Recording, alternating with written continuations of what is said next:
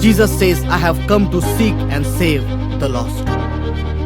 God says, in the last days, I will pour out my spirit upon all flesh, and that means you. When that Spirit of God comes on your life, it will give you power to do mighty works of God. Today that Spirit of God is coming on your life to heal you and deliver you, to give you courage to be bold for God in this generation.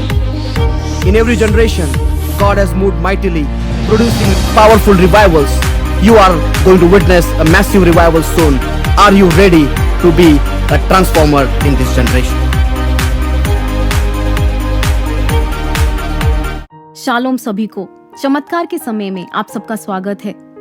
मुझे बहुत खुशी है आज परमेश्वर के वचन को आपके साथ बांटने के लिए। भजन संहिता का 147 अध्याय 4 और 5 वचन। वह तारों को गिनता और उनमें से एक एक का नाम रखता है। हमारा प्रभु महान और अति सामर्थी है, उसकी बुद्धि अपरंपार है।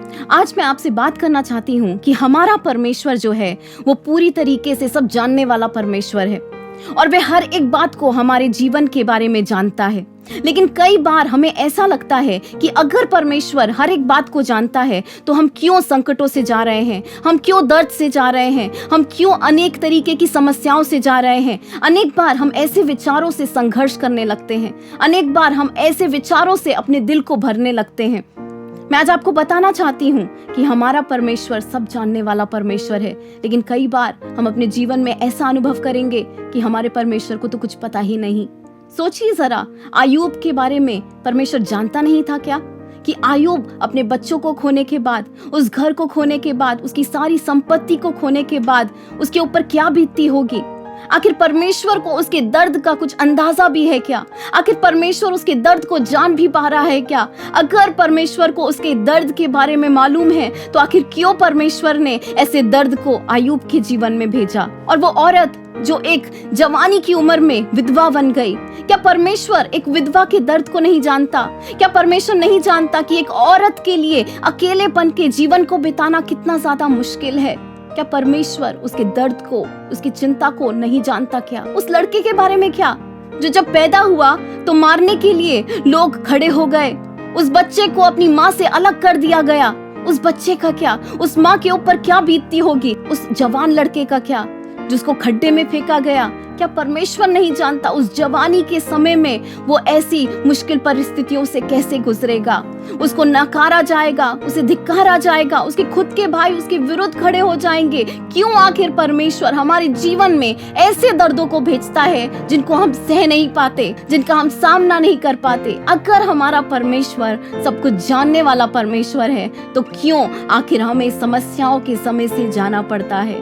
और अनेक ऐसे प्रश्न आज आपके जीवन में भी होंगे, अनेक ऐसे दर्द आज आपके दिल में भी होंगे, अनेक ऐसे बातें आज आप भी अपने मन में सोचते होंगे। लेकिन आज मैं आपको परमेश्वर के वचन से आपके सवालों का उत्तर देना चाहती हूँ। आज परमेश्वर आपसे बात करना चाहता है कि क्यों आज उसने उस दर्द को आपके जीवन में इजाजत दी है। आखिर क्यों परमेश्वर ने उस दर्द को आपके जीवन में आने की अनुमति दी है। आज मैं आपको 3 उत्तर बताना चाहती हूँ और मुझे पूरा विश्वास है ये 3 बातों को जानकर आज आप अपने दर्द की तरफ एक अलग तरीके से देखेंगे। और मुझे बताने दीजिए कि हर एक बात जो परमेश्वर हमारे जीवन में करता है वो उसकी महिमा के लिए होता है, वो उसकी गौरव के लिए होता है। सबसे पहली कि परमेश्वर आपके जीवन के बारे में हर एक बात गहराई से जानता है। दूसरी बात कि आपकी जो परमेश्वर के ऊपर आशा है वो आपको कभी भी निराश नहीं करेगी। तीसरी मुख्य बात कि परमेश्वर आपके जीवन को एक अनोखे तरीके का आकार दे रहा है। परमेश्वर आपके बारे में सब कुछ गहराई से जानता है। आज आपको लगे या ना लगे, आज आपको लगता रहेगा कि परमेश्वर आपसे अनेक तरीके से दूर है, आज आपको लगता रहेगा कि परमेश्वर आपका दुश्मन है, आपको लगता रहेगा कि परमेश्वर आपके जीवन में सारी विपत्तियों को और सारी मुश्किलों को लेकर आना चाहता है। लेकिन मैं आज आपको बताना चाहती हूँ कि परमेश्वर आपके जीवन के बारे में हर एक बात को गहराई से जानने वाला परमेश्वर है। पहले कोरिन्थ का 3 अध्याय और 19 वचन। हमारे परमेश्वर का जो ज्ञान है वो सारे ज्ञानों से ऊंचा है। आज हमारी बुद्धि बहुत ही ज्यादा सीमित है। आज हम जिन परीक्षाओं को और मुश्किलों को आज अपने जीवन में देख रहे हैं वो सारी बातें बहुत ही ज्यादा छोटी दिखेंगी। और उस वचन में ऐसा लिखा है कि अगर तुम अपने एक पहाड़ को और उसको आज्ञा देकर उसको कहो कि समुद्र में गिर जाए तो वह समुद्र में गिर जाएगा। आखिर परमेश्वर ने समुद्र में गिरने के लिए क्यों कहा? क्योंकि समुद्र एक इतना विशाल रहता है कि उसके अंदर कुछ भी गिर जाए वो वापस दिखाई नहीं देता।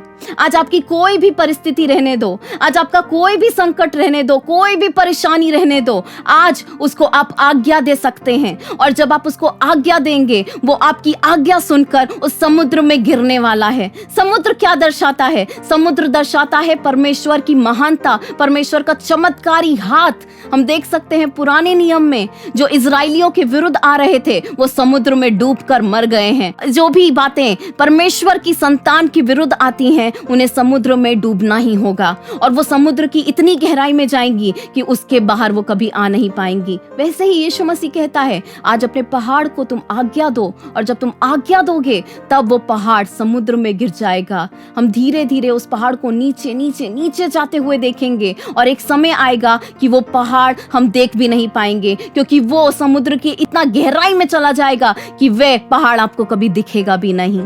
परमेश्वर आपके जीवन की हर एक गहराई को जानता है। आज आपको कुछ बातों को आज्ञा देना जरूरी है। आज परमेश्वर का ज्ञान आपके ज्ञान से बहुत ज्यादा बड़ा है। परमेश्वर का ज्ञान कहता है कि तुमको मैंने महाविजयी बनाया है। परमेश्वर का ज्ञान कहता है कि जो भी तुम अपने हाथों में लोगे वो तुम्हारे जीवन में यशस्वी हो जाएगा, उसमें तुम सफल हो जाओगे। आज परमेश्वर का ज्ञान कहता है कि अगर तुम बीमार हो तो तुमको चंगाई प्राप्त होगी। आज अगर हमारी बुद्धि में, आज अगर हमारे विचारों में, अगर हमारी बातों में परमेश्वर के विचार के विरुद्ध कोई भी बात आती है, तो आज हमें उसे धमकाना जरूरी है, क्योंकि आज हमें उसकी बुद्धि के ऊपर निर्भर रहना जरूरी है। परमेश्वर आपके जीवन की हर एक गहराई को जानता है, हर एक बातों को जानता है। आज हम हारे हुआ जीवन नहीं जी सकते। आज हम ऐसा जीवन नहीं जी सकते जहां पर हम कहते रहेंगे कि यही मेरा नसीब है, यही मेरा जीवन है। नहीं, परमेश्वर ने आपको अनोखे तरीके से बनाया है ताकि आप महाविजयी जीवन जी सकें। परमेश्वर आपके जीवन की गहराई को जानता है, और अगर वो हर एक बातों को जानता है तो आज वो पवित्र आत्मा आपको दिया गया है। उस पवित्र आत्मा के द्वारा आज आप खड़े हो सकते हैं और पूरी तरीके से विजयी जीवन जी सकते हैं।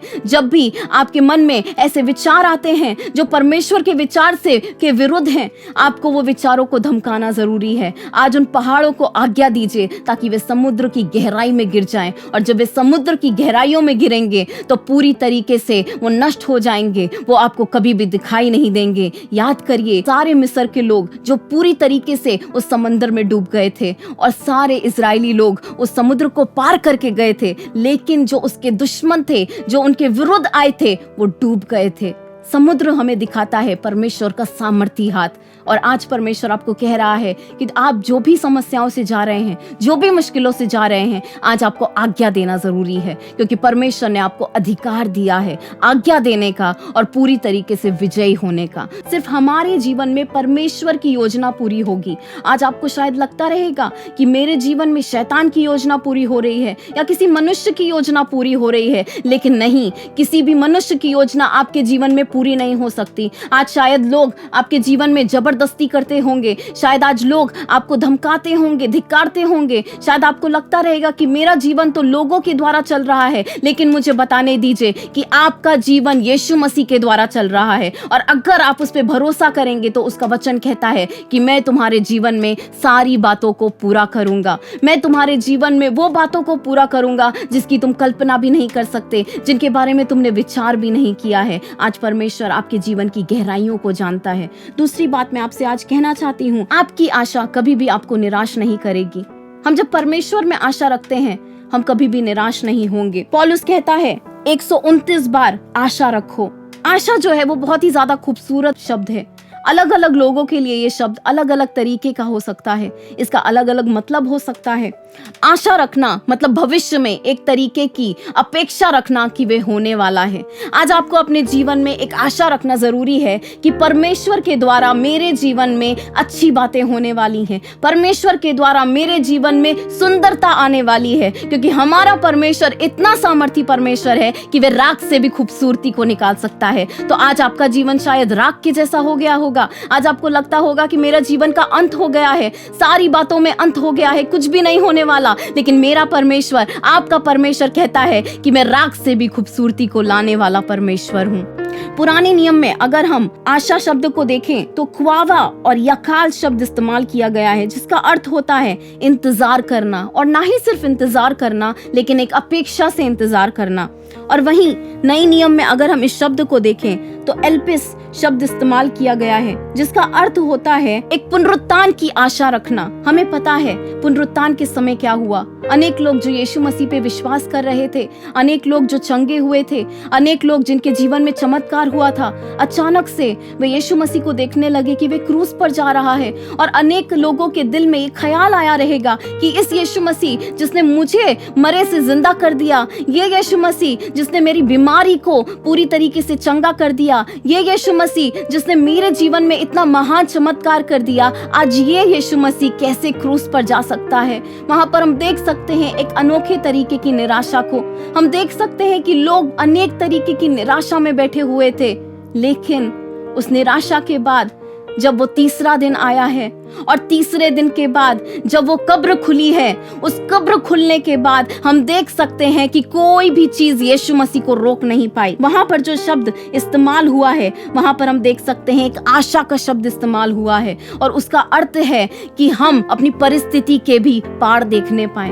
आज आपकी परिस्थिति जो भी होने पाए, आज आपका दर्द जो भी होने पाए, आज आपको उसके आगे देखना है। उसके पार क्या है, उसके आगे क्या है, आपको आगे देखना है। ये जो साल है वो आगे बढ़ने का साल है, और आज आपके सामने वो लाल समुद्र होने पाए, या वो यरीको की दीवार होने पाए, या वो यार्दन की नदी होने पाए, या मुश्किलें और समस्याएं, आप जो भी आज जिन भी चीजों से आज आप जिनका सामना कर रहे हैं, कोई भी बात होने पाए, आज आपको भरोसा करना है कि ये सारी बातों के बाद मुझे परमेश्वर के चमत्कार को देखना है। ये सारी बातों के बाद मैं परमेश्वर के सामर्थी हाथ को देखने वाली हूँ। इस सारी बातों के बाद मैं परमेश्वर के सामर्थ को जो स्वर्ग से आता है उसका अनुभव लेने वाली हूँ। आज आपको अपनी मुश्किलों के पार देखना जरूरी है। आशा का अर्थ है कि हम परिस्थितियों के आगे देखने पाए, हम परिस्थितियों के भी पार देखने पाए। वो पवित्र आत्मा एक सामर्थी आत्मा है। वो पवित्र आत्मा वो परमेश्वर का आत्मा है जो हमें किसी भी परिस्थिति में एक आशा दिला सकता है, एक तरीके का सामर्थ दिला सकता है। अनोखे तरीके से हम देख सकते हैं पौलुस जो था वो अनेक तरीकों की परिस्थितियों से गया, अनेक तरीके के संकटों से गया, अनेक तरीके के रोने से गया, और अनेक बार भी कहता है मैं तो यीशु मसीह का दास हूँ। मैं अनेक बार जेल में जाता हूँ, मैं अनेक बार उसका दास बन के जीता हूँ। एक ऐसा दृश्य सोच सकते हैं कि पौलुस के हाथ में बेड़ियां थी, और उस एक बेड़ी में उसका हाथ था और दूसरी जो बेड़ी थी वो एक सिपाही के हाथ में थी।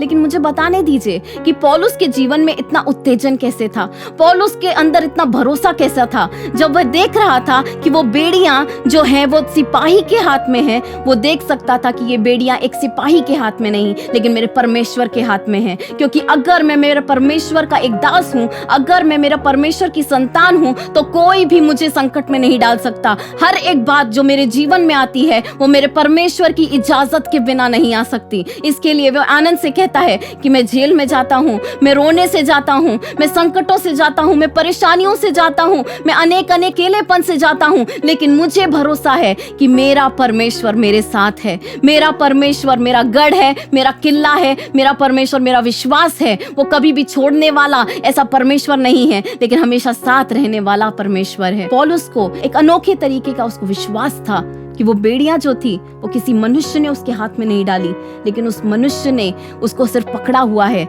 लेकिन वो बेड़ियां जो हैं वो परमेश्वर के हाथों में हैं। और जो परमेश्वर उसको बेड़ियों के अनुभव से लेकर जाता है वो उसको बेड़ियों से निकालने के अनुभव से भी लेकर आएगा। आज हमें देखना है कि ये जो भी समस्या हमारे जीवन में आई है वो किसी मनुष्य से, किसी व्यक्ति से, किसी परिस्थितियों से नहीं, लेकिन वो परमेश्वर से आई हैं। और जब हम उसको अपनाएंगे तब हम देख पाएंगे कि पवित्र आत्मा हमें एक अनोखा सामर्थ्य देगा, एक अनोखे तरीके की हमें हिम्मत देगा, ताकि हम किसी भी परिस्थिति से गुजर सकें, किसी भी बातों से हम जा सकें। एक्सेटॉल नाम की एक मैक्सिको की एक मछली है। इस मछली के बारे में एक ऐसी विशेषता है कि ये मछली जो है उसके जीवन में वे पुनर्निर्माण कर सकती है। उस मछली के अंदर इतना सामर्थ्य है कि वे कुछ भी पुनर्निर्माण कर सकती है। अगर उसका रीढ़ की हड्डी टूट गई तो वे कुछ समय बिताती है और उसके बाद वो हड्डी जो है वो पुनर्निर्माण हो जाती है। अगर उसकी हड्डियां टूट जाती हैं तो वो हड्डियों को इंतजार करती है और वो हड्डियां फिर से जुड़ जाती हैं। आखिर इस मछली के बारे में क्या विशेष है?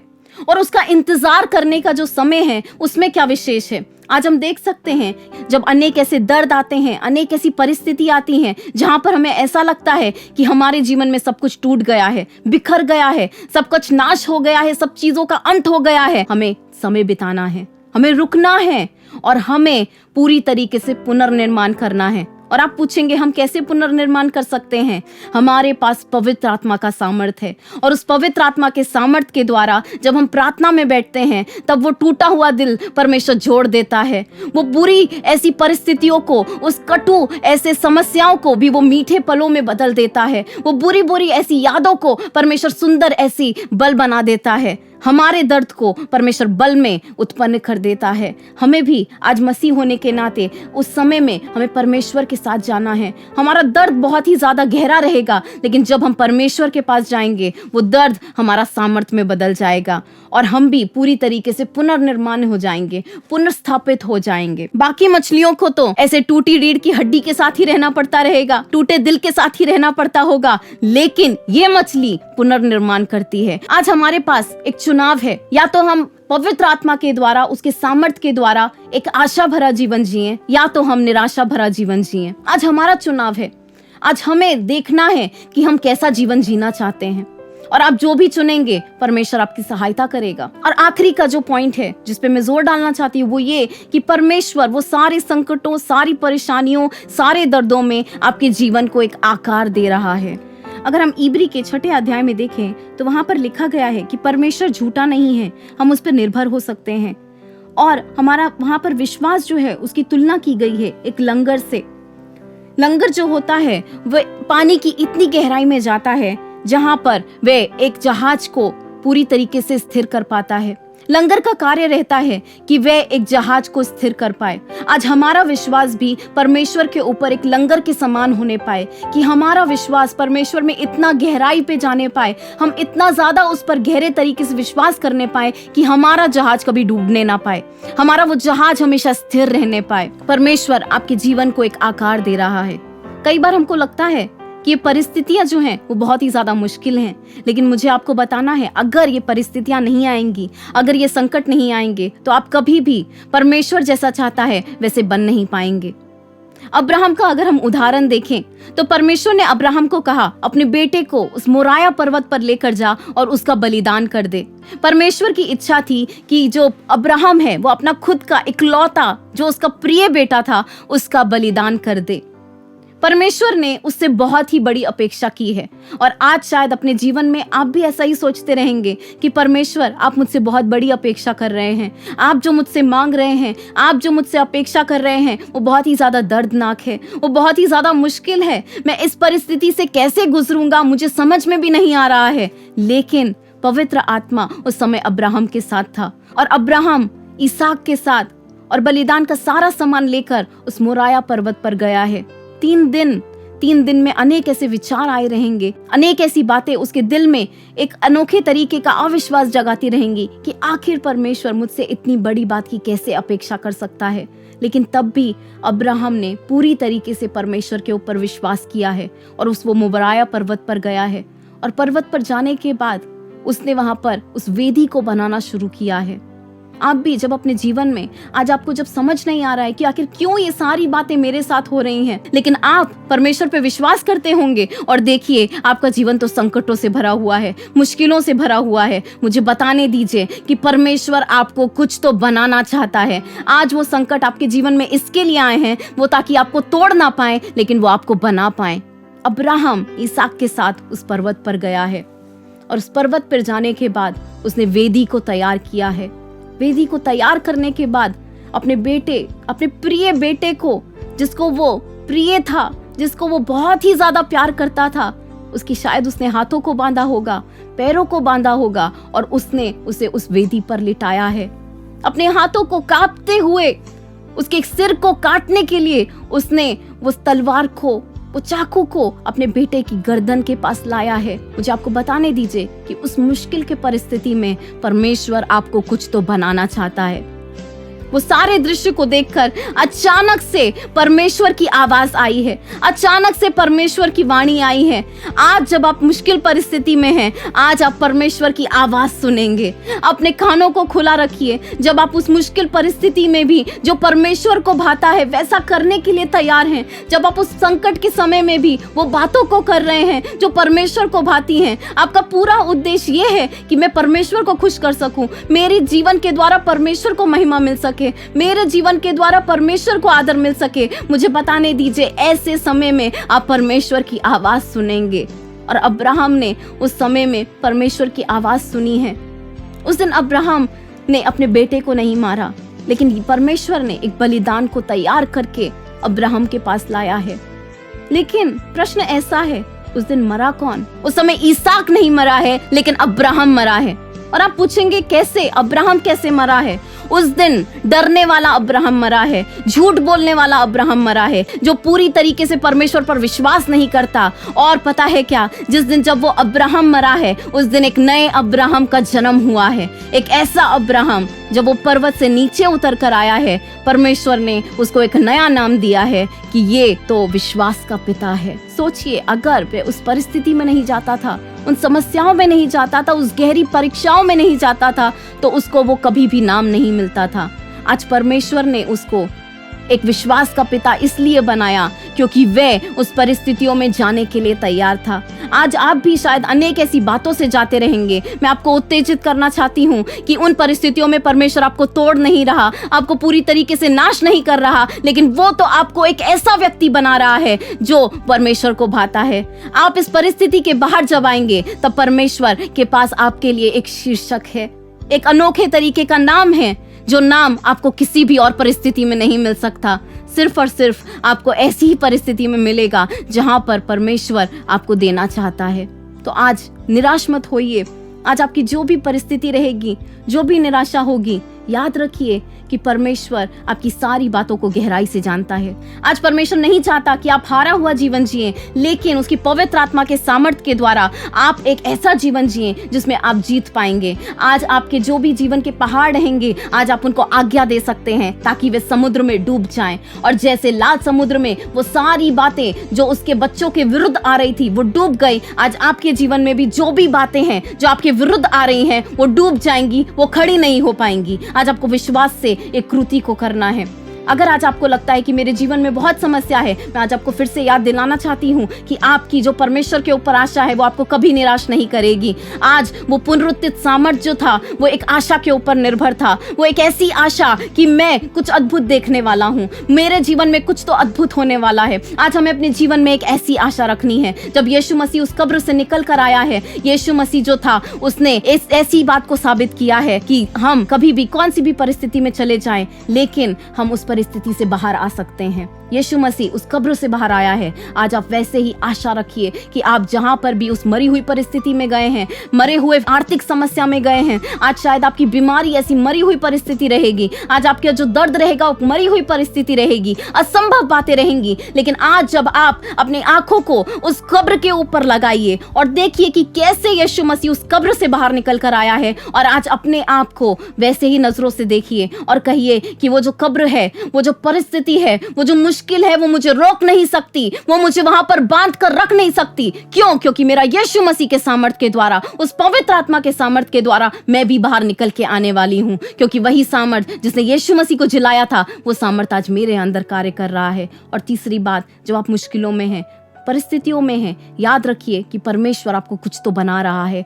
आपको एक नया नाम वो देना चाहता है, एक ऐसा नाम जो आपको कभी भी नहीं मिल सकता, एक आपको ऐसा शीर्षक देना चाहता है जो आप कभी भी नहीं पा सकते। परमेश्वर आपको एक ऐसा व्यक्ति बना रहा है जो उसको वो भाता है, एक ऐसा व्यक्ति जो उसको पसंद है। तो आज उत्तेजित हो जाइए। आज मुझे पूरा विश्वास है कि आज इन 3 बातों को जानकर आज आप अपने दर्द को, अपनी परिस्थितियों को एक अलग दृष्टिकोण से देखने वाले हैं। क्योंकि आपको पता है कि जब मेरे जीवन में दर्द है, तब मेरे परमेश्वर के द्वारा एक उद्देश्य है। मेरा जो दर्द है वो एक उद्देश्य से भरा हुआ है, मेरी जो पीड़ा है उद्देश्य से भरी हुई है। आज आप कोई भी चीज से नहीं जा रहे जिसका कुछ उद्देश्य नहीं है। अगर आज आप परमेश्वर के हाथों में हैं, तो याद याद रखिए कि आप सुरक्षित हाथों में हैं। आपके जीवन का नाश नहीं होगा, आप उस परिस्थिति में मरेंगे नहीं, आप उस परिस्थिति में खत्म नहीं होंगे। लेकिन अगर आप आज परमेश्वर के हाथों में हैं तो आज आप एक सुरक्षित हाथों में हैं और उस सुरक्षित हाथ उद्देश्यों को आपके जीवन में पूरा करेंगे। प्रार्थना करेंगे इस समय। स्वर्गीय पिता,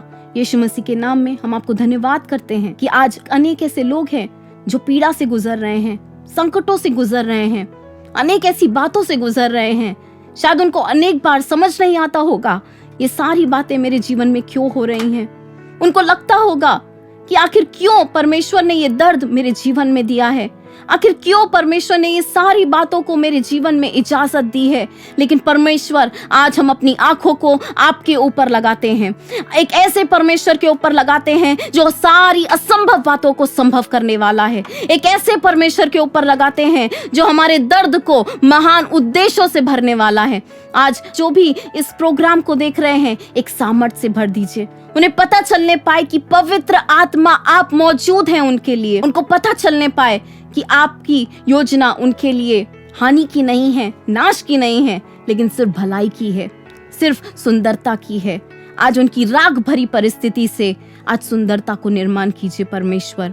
और परमेश्वर उनके दर्द को परमेश्वर आप महान कार्यों के लिए इस्तेमाल कीजिए। आज उनकी परिस्थितियों में, आज उनके दर्द में, आज उनके संकटों में, आज उनको एक नया नाम दीजिए, एक नया शीर्षक दीजिए जो वो कभी नहीं पा सकते, और आपकी महिमा होने पाए, आपका गौरव होने पाए। धन्यवाद उस पवित्र आत्मा के लिए कि पवित्र आत्मा के द्वारा हम उस कब्र से बाहर आ सकते हैं। आज हमारी कब्र भरी परिस्थिति से हम बाहर आ रहे हैं यीशु मसीह के नाम में। हम बाहर आ रहे हैं उस परिस्थिति से, हम बाहर आ रहे हैं उस सारी बीमारियों से। आज मैं प्रार्थना करती हूँ वो सारे लोगों के लिए जो इस प्रोग्राम को देख रहे हैं, आज उनको परमेश्वर आप विजयी जीवन जीने के लिए सहायता करिए। उन परिस्थितियों में वे रोत के ना बैठें, वो परिस्थितियों से डर के ना बैठे, परेशान होके ना बैठें, लेकिन वे जाने कि वे यीशु मसीह में महाविजयी हैं और उसके अनुसार वे जीवन को जी पाएं।